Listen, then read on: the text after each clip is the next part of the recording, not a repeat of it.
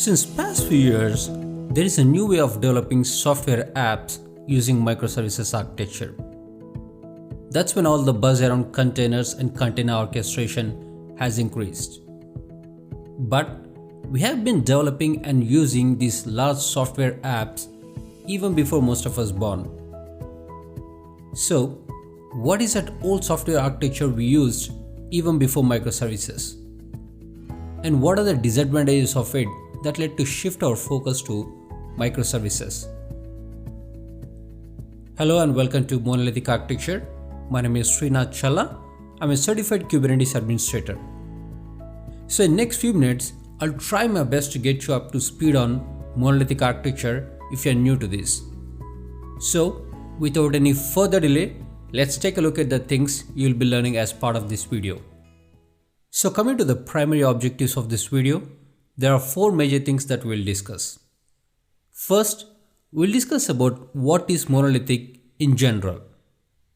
This answer is straight out of Google search, but this will help you understand and connects dot to the next thing we are about to discuss. And that is, what is monolithic architecture in IT? Then we'll see some of the important advantages and disadvantages of monolithic architecture. And finally, we'll discuss about one of the major challenges that led to shift our focus from monolithic architecture to microservices architecture. With that, let's get started with our first topic in this video, and that is, what is monolithic in general? If you just Google what is monolithic, here is the definition you will get. So to make it easy for you, I have highlighted the text that you might want to focus on. So monolithic in general is something which is single large block, indivisible, hard to change, inflexible, and immovable. So that briefly explains at a high level about monolithic architecture in IT and its characteristics as well.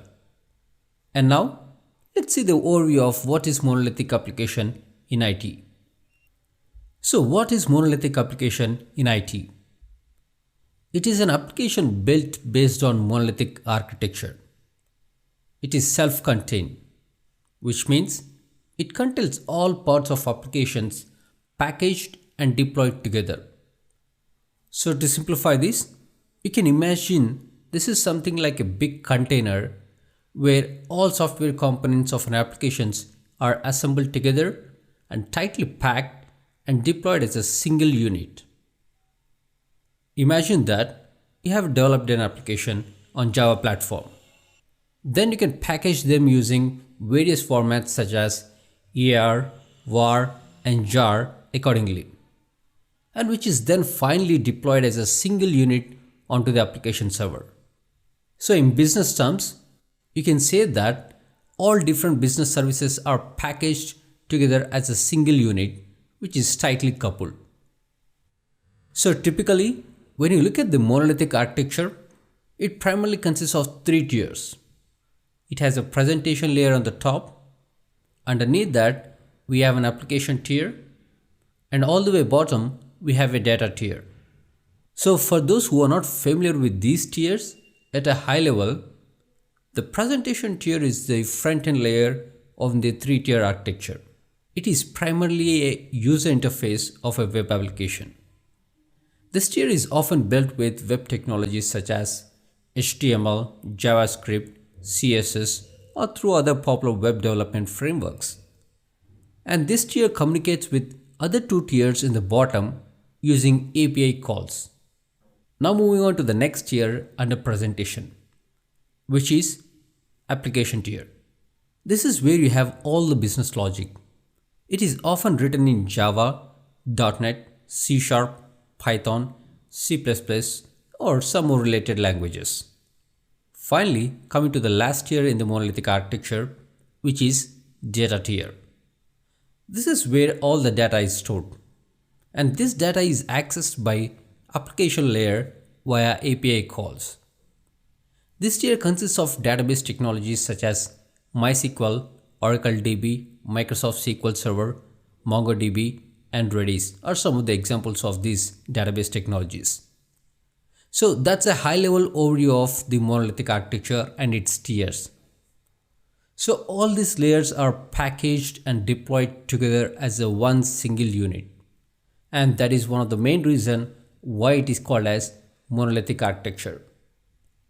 Now, let's look at some of the example of simple monolithic application. When you take a bookstore web app, it primarily consists of four components. They are customer accounts, payments, inventory, and shipping. So if developer develops this application based on monolithic architecture, then all these four components will be developed together, which may be interdependent on each other and deployed onto a web server as a one single unit. So that's about the monolithic architecture. And with this architecture style of developing an application, there are some advantages, and more than that, there are disadvantages. And now it's time to see some of the advantages and disadvantages of monolithic architecture in next slide.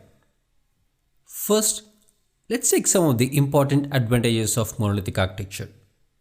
First, since it is a single unit of deployment, so there is only one application to test and deploy overall. So monolithic applications are simple to develop and deploy.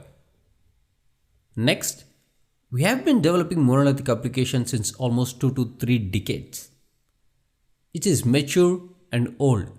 So IDEs and other development tools are designed in sync with monolithic architecture in mind.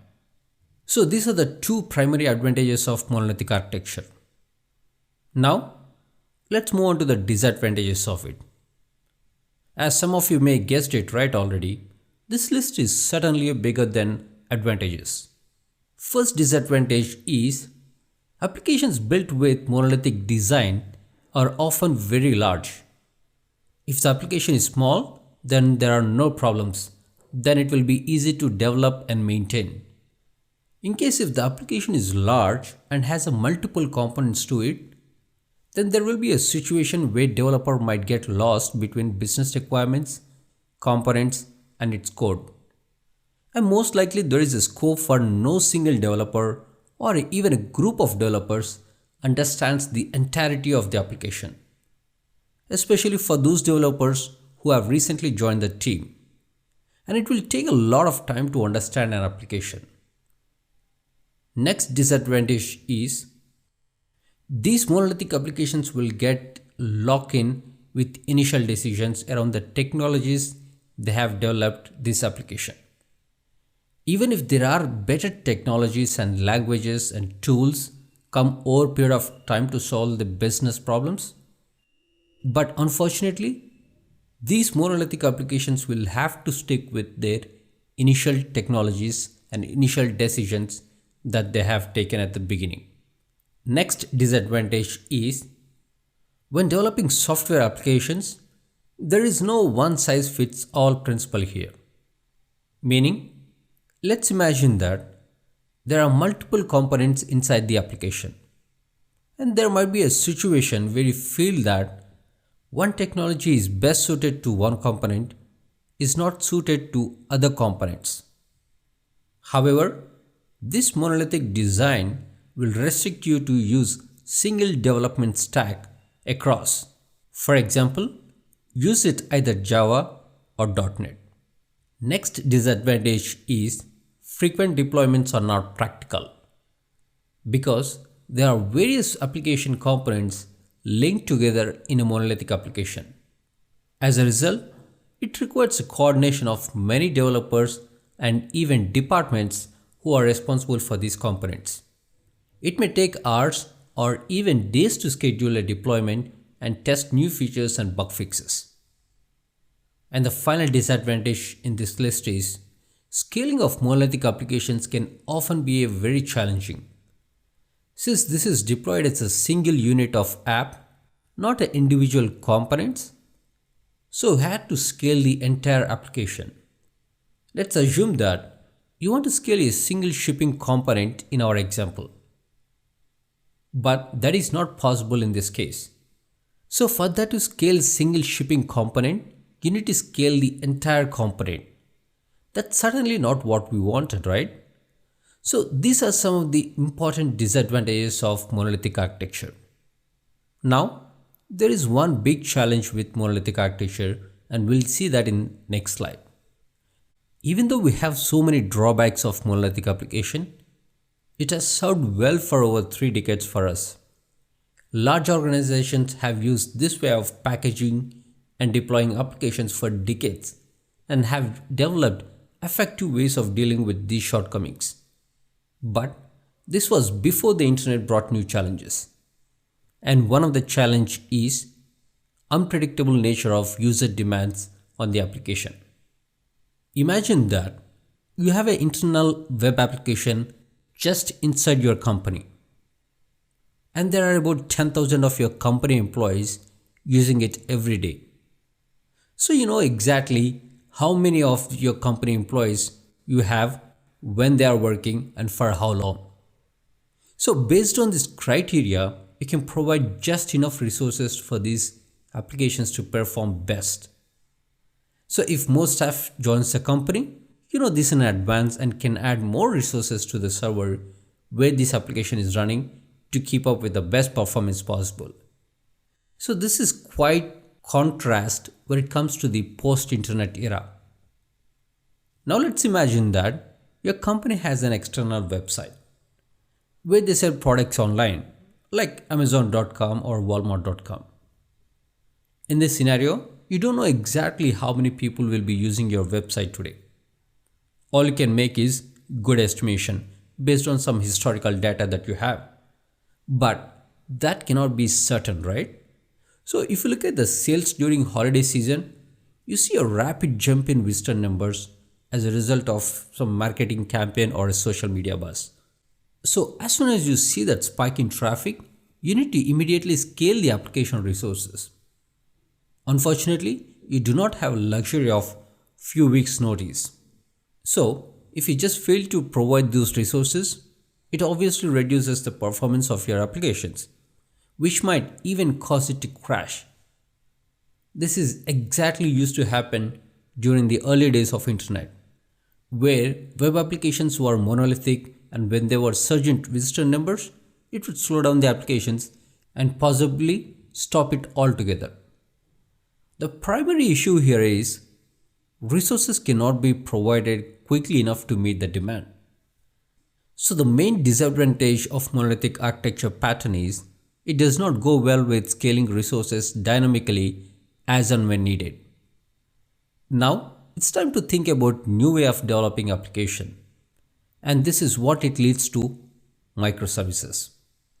And that brings me to move on to the next presentation.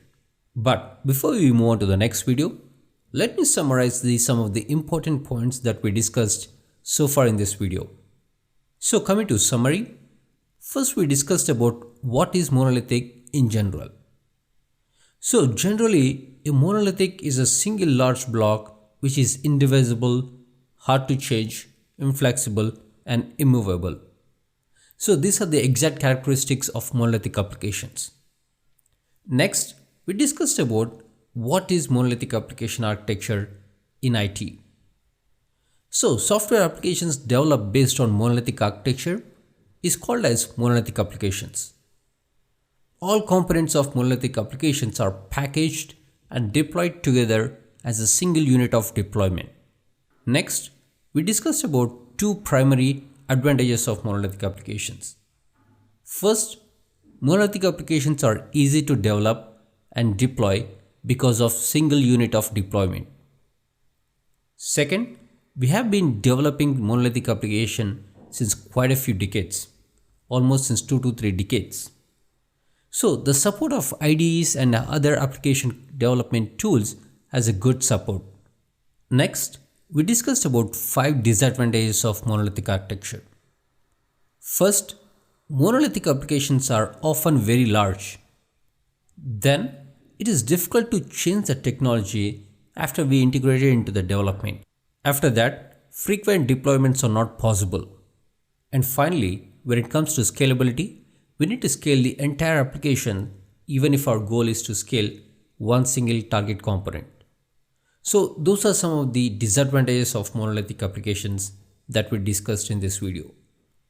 And finally, we discussed one of the major challenge with traditional monolithic application, and that is dynamic scalability and flexibility, which are two most important things in current internet era. Unfortunately, monolithic applications are not ideal for scaling and flexible when there is a spike in demand.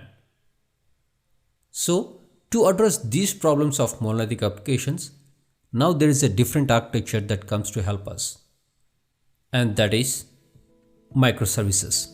In that video, we'll discuss what is microservices, what are its advantages and disadvantages, and how it differs from monolithic architecture and more. Finally, thank you so much for watching this, and I hope to see you in the next video.